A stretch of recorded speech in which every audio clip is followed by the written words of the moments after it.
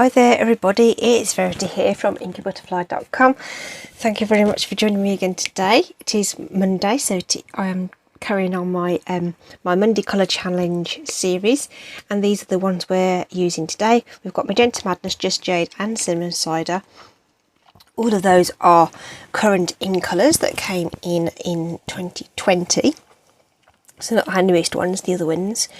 So so they're going to be with us for another sort of 12 months or so, just shy of that.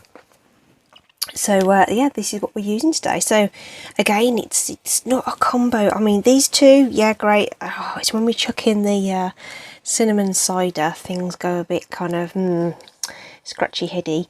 So I think I came up with something that looks okay. I say it was the cinnamon cider that was the issue really, in terms of incorporating that into the design and still look pretty. Not that cinnamon cider isn't a pretty colour, it's just how you combine it with the others really. So this is what we've come up with. And actually, I didn't think it turned out too badly, if I'm honest. Sort of using the cinnamon as the neutral, if you like. So there you go. That's what we've done today. And this is one of the square vellum doilies that's been coloured. Bit of florals on there. So I thought that turned out okay.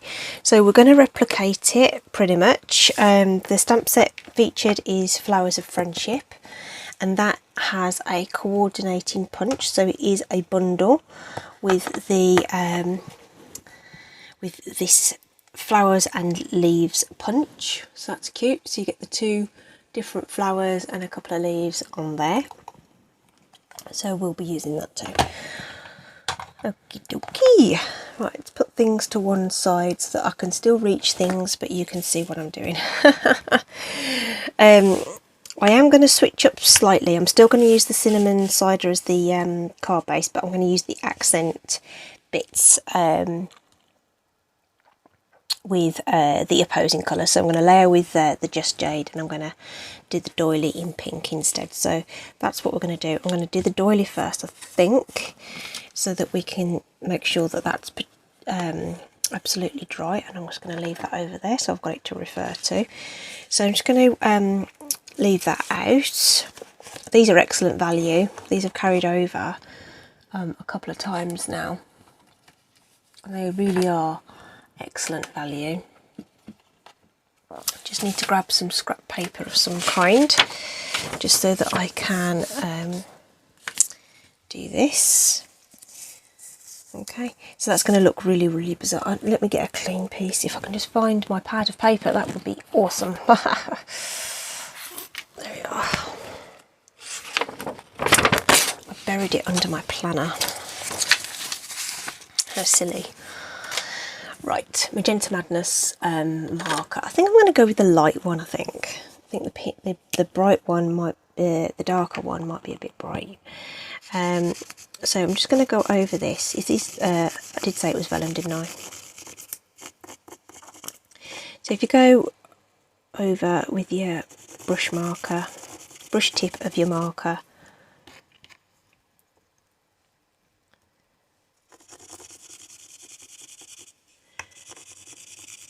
just trying to go down so bits don't dry really. So if you go over it again, because it's vellum, you will see little bits of marks. It doesn't blend as such, but that's all right. That's soaked in okay now. I'm just waiting for it to dry back, and I think I'm happy with the coverage on there. Might be a little bit blotchy, but I think that's going to add to the effect. So that was just a Stampin' Blends marker. You can do exactly the same thing with your classic ink pad and sponge it on, blend it on, however you like. You can apply that ink in loads of different ways. So however you want to do it, just apply the ink to that that doily, and that will be ready to go when we're ready to layer up our card. Okay, so that's that. Next thing is a bit of stamping and punching. So I've got a scrap of the Just Jade here, and I'm going to bring in the sprig punch. and we're going to do 3 of these.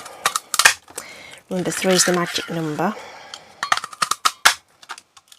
I've probably been a little bit wasteful with my card there because I was having something else going through my head at the same time, but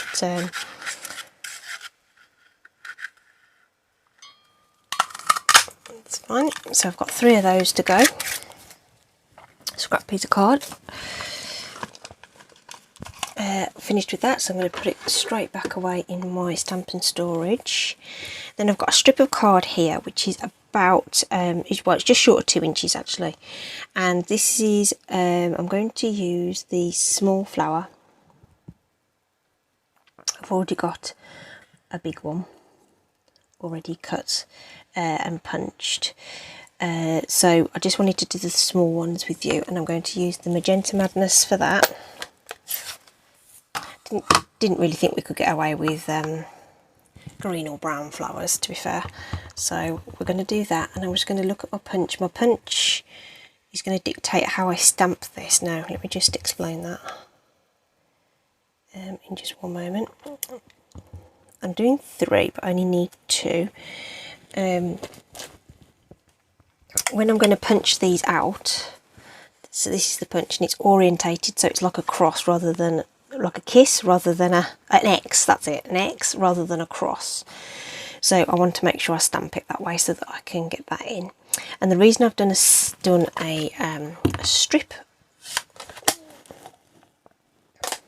of card is because I just need to add my Wink of Stella first. 1 second, because it's easier to do while they're still in the cardstock. The Wink of Stella is going to add shine, great, but it does pull out the ink colour just ever so slightly. So it just takes the whiteness off those flowers. Don't know how obvious that's going to be on the video image.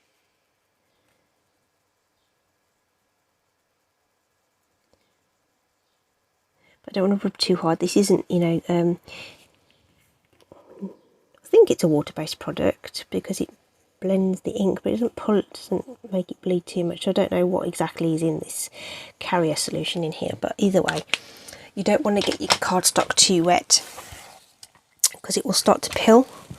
So if we zoom in on that, I'm hoping we can catch some of the glitter. I can't tell from here whether you can see that. Hang on, let me just stand up a sec. Oh yeah, you can. So isn't that cool? It's really, really soft, and just that hint of colour coming out into the image. So I think you can see that. Let's make sure my focus comes back. That was the problem when I do that kind of thing. So going back to the strip thing, if I was to go in and punch this onto a larger piece of card, you're going to get these bits punched as well. Whereas if you use a strip of card and space out your images, you're not going to waste that. So you see how if I position that there, these bits would cut as well, which is all fine and good, but it's not so great if you've already stamped some stuff in and around the place, so that otherwise you'll have to do it again. So hence why I have spaced them out on that strip there, just so that I could make sure I could get my whole images on. Might as well punch this one out while we're here, and then I've already got a spare for something else should I need it. Okay, so just be mindful of that when you're using punches with multiple images on. Okay, so I've already done the large one, so let's just get rid of all the punch bits into the bin. So I'm going to be using one large one and a couple of the small ones for the project, so they're off to one side ready to go too. And then this teeny tiny strip, I'm going to be super brave and I'm going to use my cinnamon cider ink and this lovely sentiment thank you for everything. I like the mixed sort of typeface on this. This is really, really cool. I'm just going to bring this a little closer to me so that I can get my head over a little bit more. So sorry, it is a long shot, but there's a straight edge on the top of this stamp, and I'm just going to eyeball it and go for it. And hope it's straight. If it's not straight, we're just going to work with it, okay? Yeah, that ain't too bad. That will do. Okie dokie. So that is that for the moment, and then so this classic ink dries really, really quickly, and what we're going to do is we're going to just make that the exposed end that we're going to have on our card. We're going to punch that out with one of the picker punches. So this is the original one. I think it's called Lovely Tags. It's this end we want to punch, so I'm going to put that in. We'll use this one. So this will punch 1/2 inch, 3/4 and 1 inch strips. So I used the other design on my original sample, so we'll use this one on here, and that is that.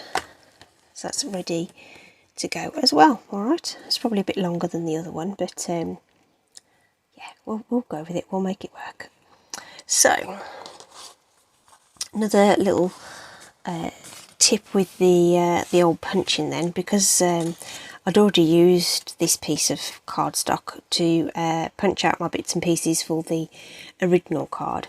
But once you mat and layer, no one's ever going to know the difference. So we're going to add that on there. So this is what I call one of my small layers. So this is 1 inch shorter and narrower than a regular card layer, which means the white piece is 3 inches across by 4 3/4, and then the jade piece is 3 1/8 by 4 7/8 of an inch. 4 3/4.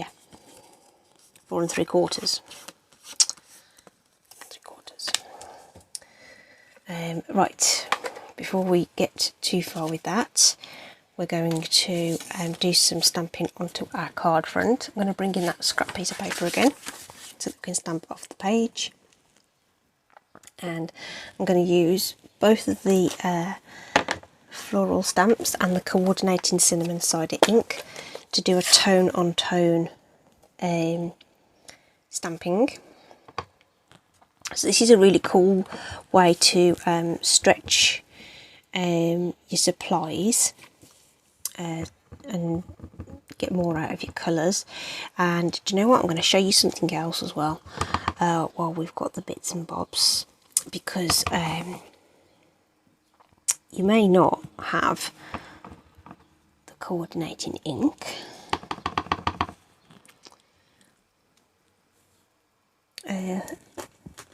So what I'm going to show you is that you can get a similar effect, not quite the same, but similar, and I'm going to just do it on this cardstock just for some comparison. This is Versamark ink, and if you actually read the front, it actually says it's a watermark stamp pad. Okay, so we all use it for embossing because it's slow drying and it clings to powder and it all works fantastically, but it's actually designed as a watermark stamp pad. So if we want to get a watermark effect, I'm just going to make sure that's excuse me, oh gosh, I'm sneezing again. Hay fever season, unfortunately. Weather is like so hot. Pollen count's going to be through the roof today. So this is far more subtle than using the coloured ink, but it gives you another option. Especially if you don't really want to go too dark with that background.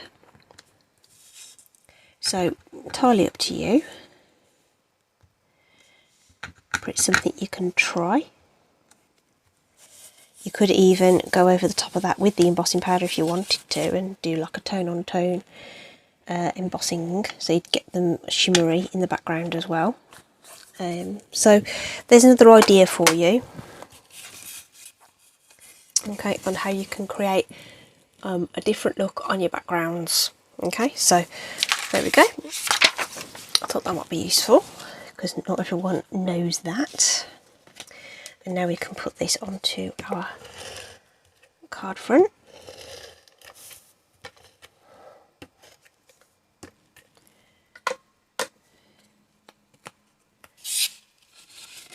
Just going to lift that up so that I can just bear in mind that the Versamark is slower drying, so just you might want to just handle your card a little bit more carefully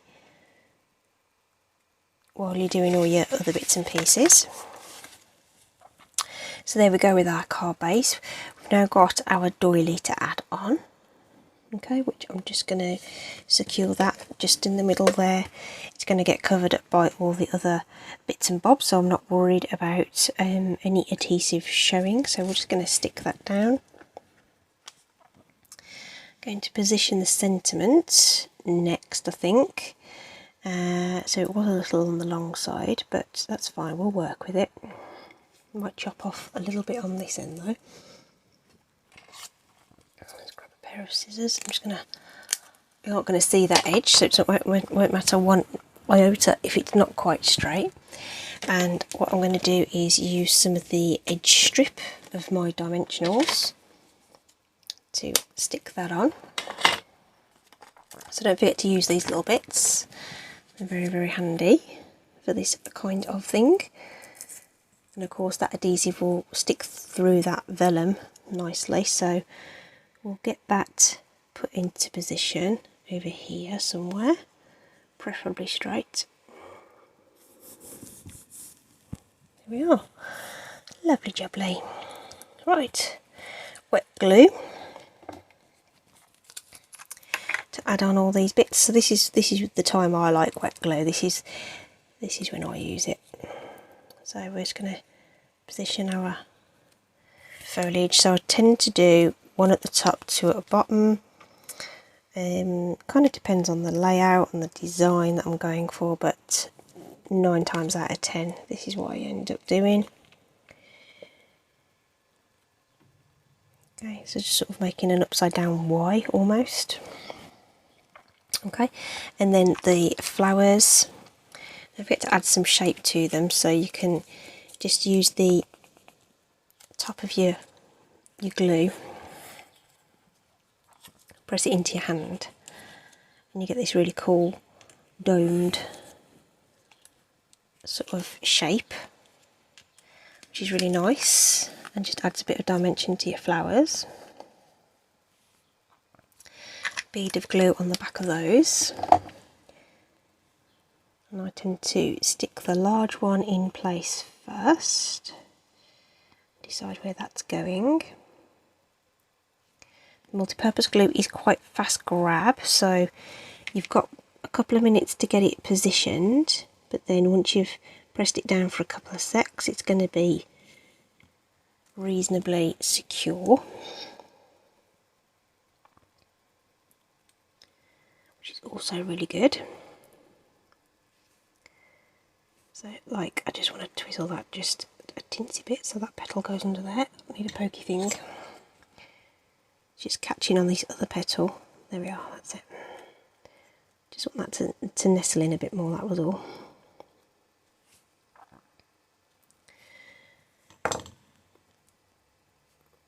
And then just going to apply just a couple of seconds of pressure on those, and those are done.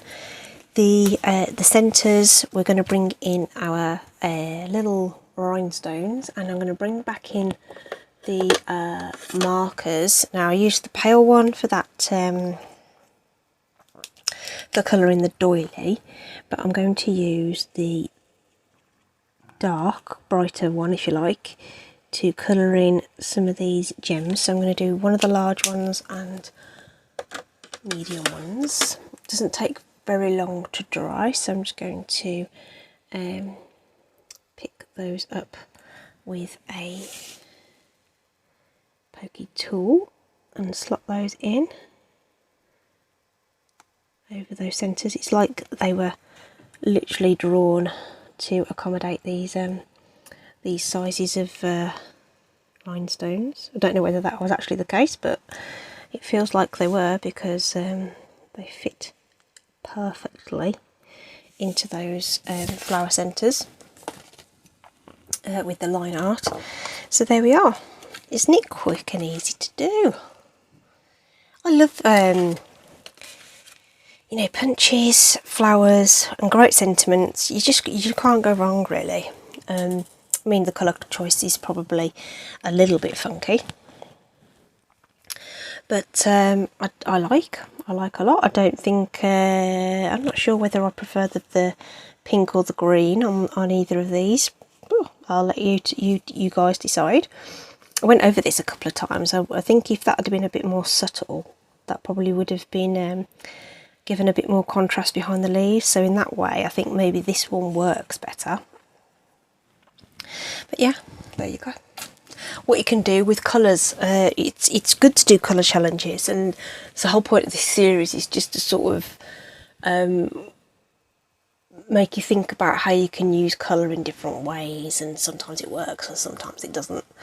So there's some ideas for you. I'd love to know what you think. I'd love to see your what you make as well. So, you know, let me know if you've tried it or tried out the layout with different colours or whatever. I'd love to see those. All right. Thanks a lot, everybody, for joining me. As always, please do click on the show more for the links to the products and links to the blog post, the online store, all that jazz. And if you have liked this video, please give me a thumbs up. Share it with your friends.